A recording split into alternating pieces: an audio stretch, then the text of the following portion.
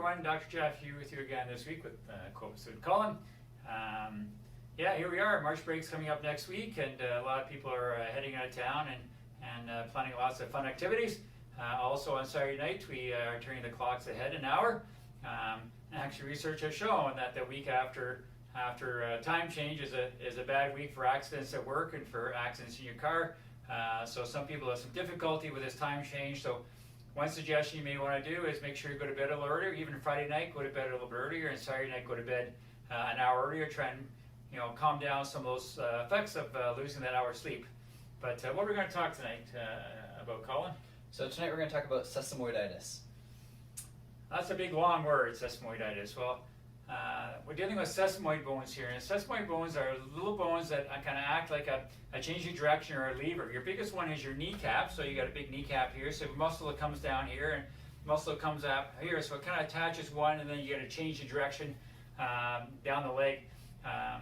One of the most common areas that you would get this is in your foot or in your hand, and different activities that can irritate the bone or irritate the tendons that are attaching to the bone and cause a lot of point tenderness. It can be quite sore, it can be sore to move, but the biggest thing, it's really sore when we touch it. So as Dr. Jeff was mentioning, one of the most common places for sesamoiditis is kind of in that big toe area, so the ball of the big toe on your foot, and what can happen is if you press off with large force, or if you're wearing high heels, or if you're wearing bare feet, this can kind of inflame the tendon and cause sesamoiditis.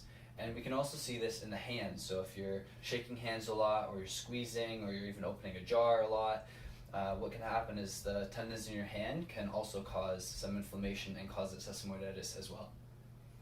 Yeah, I've had sesamoiditis in my hand from gripping a vice grip too much and right kind of through here, got very, very tender and very, very sore.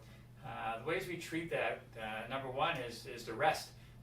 So you really want to stop what you're doing, give it time to rest. And ice, it's an itis, so it's an inflammatory process, so you want to put ice on it, whether you're putting an ice massage on it or you're using an ice pack on it, 10 minutes on, 10 minutes off, 10 minutes on, 10 minutes off, would be a good way to do it. If it's in your foot, one way is to make sure you're always wearing a good padded shoe, a running shoe or something similar. Try and avoid walking in bare feet or walking in sand or things like that, or running or doing your activity you're doing on. You can also take over-the-counter anti-inflammatories that Advil or Aleve.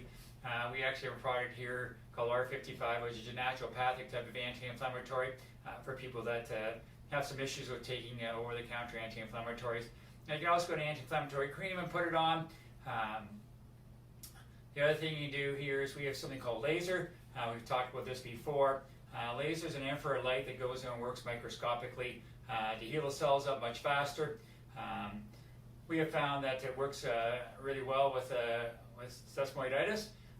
Sesamoiditis can last a few days if you ice and you rest it, but it can also last longer. It can last months to the point where they may consider putting you in a boot to keep you from putting any weight on your foot.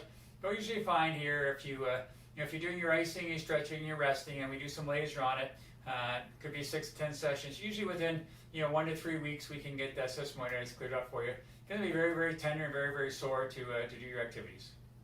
So if you liked the video today, make sure to leave a big thumbs up. Make sure to follow us on Facebook, Instagram, and YouTube. And if you have any questions about what you've learned today, or if you have any suggestions on future videos, feel free to email us at jgoldsworthy@goldsworthywellness.com. And as always, here at Goldsworthy Wellness, we got your back.